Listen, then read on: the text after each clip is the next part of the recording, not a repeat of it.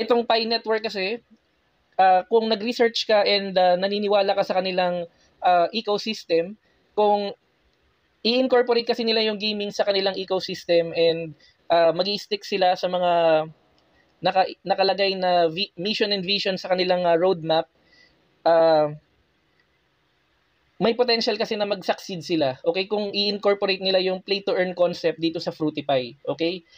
More on that kapag binasa natin yung details ng article na to. Okay?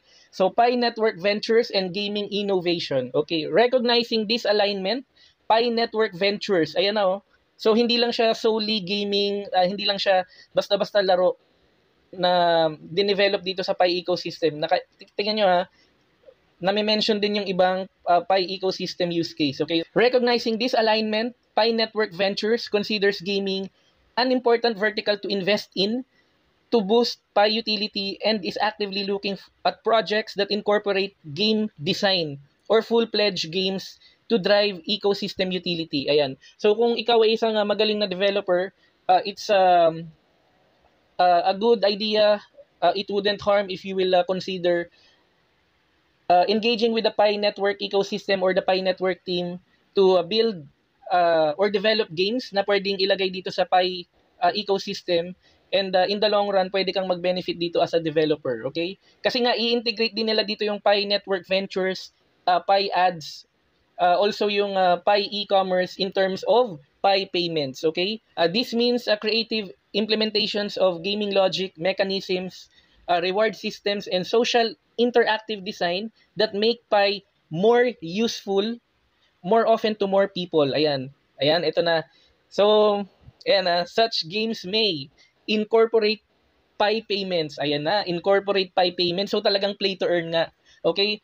Incorporate Pi payments for progression boost or in-game upgrades. Okay? Turn social challenges, leaderboards, or collaborative play into further development. Okay? So, kino-consider din nila. Ayan, so utilize Pi platform features like the Pi Ad Network. Ayan na, yung mga commercials, yung mga advertisements, i-incorporate din dito sa gaming apps. Okay, further, contributing to the platform utility in addition to its app level utility. Okay, create or possess special IP that is turned into game experiences. Wow. Okay, gaming is one great and productive avenue to more impactful utility creation and real-world integration. Ayan. So, Fruitify,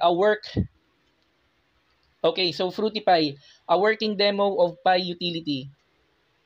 Ayan, so dito, dinidescribe lang naman kung paano yung instructions or yung gameplay. Okay, kung paano laruin yung Fruitify. Ayan. So, pwede nyo naman yan ma-access readily sa inyong mga Pi account by clicking on the Pi browser and then the ecosystem. And then from there, pwede natin i-click yung Fruitify. Okay, Fruitify directly integrates Pi into the game loop. Okay, players can use Pi to progress further and rack up higher scores. Ayan na. So, kaya ko pinakita sa inyo yung video ko kanina, yung recap ng previous video natin kasi at ibig sabihin tama talaga yung kutob ko or yung idea ko na in the long run, balak din talagang i-incorporate ng Pi Network team yung concept ng play to earn, okay, dito sa Fruitify, and then sa mga future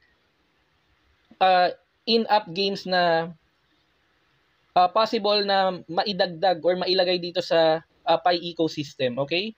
So, it also connects to the Pi Ad Network, showing how Pi platform-level utilities can support apps as tangible, sustainable, and inclusive mechanisms within the Pi app ecosystem. Ayan.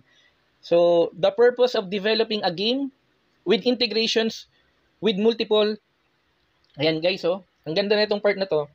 The purpose, okay, of developing a game with integrations with multiple Pi products, including Pi cryptocurrency, Pi wallet, and Pi ad network, is to demonstrate how games can overall be integrated and deployed in Pi ecosystem, benefiting from what the Pi community has to offer. Okay, sign-ups, attention, engagement, and monetization in Pi through ads. Ayan. So games are a good genre of apps that fit the Pi ecosystem because Pi network is not just a cryptocurrency or a blockchain project, but also a social network. Very good. Okay. Game developers only need to build great, fun games and integrate with the Pi ecosystem. The traffic itself, okay, and the business model already come with the platform. Okay. So this is an encouragement for game developers to build on top of Pi. Okay, so tama, yung kasasabi ko lang rin kanina. Okay? So dito naman sa mga lower part na ng paragraph, summary na lang to. Okay, in that sense, Fruity Pi isn't just a game. It's a live demonstration for pioneers, developers, and business owners. It's an early signal, okay, of how gaming with inherently built-in social dynamics and virtual economies can drive both app-level engagement and broader ecosystem utility at the same time. Okay, looking forward, gaming is a vector for growth, experimentation, and real-world utility within the Pi network. It's also one vertical in which Pi network ventures. Talagang laging nami-mention yung Pi network ventures and businesses. So, okay. It's also one vertical in which Pi Network Ventures will seek to vet and support projects. So developers, if you are building a game, integrate with Pi, make use of Pi products, and make use of the collective resources of the Pi ecosystem. If your game gains traction from the Pi ecosystem, you should also apply to Pi Network Ventures. Ayan. So, matapos natin i-review itong blog or latest update, a recent development dito sa ating Pi network ecosystem regarding this Pi news update on gaming niche, specifically yung Fruity Pi. Ano yung reaction ninyo? Comment your thoughts and i-continue natin yung conversation through the comment section. And disclaimer statement for our Crypto Bayanihan Web3 wallets.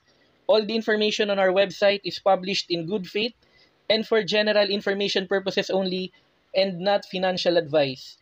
Okay, I always encourage everyone to do their own research whenever engaging in the volatile world of cryptocurrency. Maraming salamat. See you sa next video natin.